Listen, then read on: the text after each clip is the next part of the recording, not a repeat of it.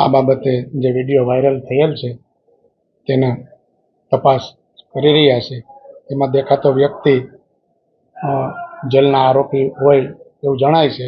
Imran Farooq શબીબી murder હત્યાના કેસના આરોપી છે.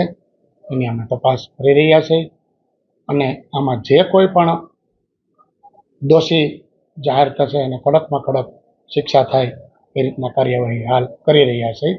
હાલ અમારી પાસે પણ વિડીયો હાલ જ આવેલ છે કે એના માટે અમે થોડો સમય તપાસ કરી રહ્યા છે.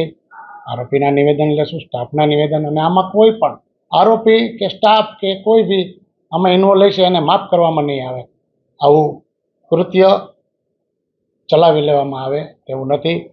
કારણ કે લગેજ સ્કેનર જેમાંથી અમે સામાન પણ ચેક કરી શકીએ કેદીનો આવતો, તો હવે મોબાઈલ જવો અશક્ય છે. તે છતાંય આ તપાસનો વિષય છે. હાલ તપાસ કરી રહ્યા છે.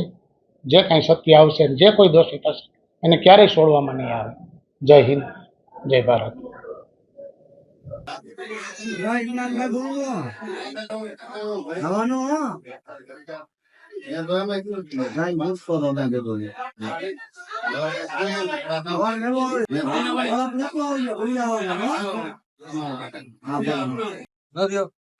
શું ખબર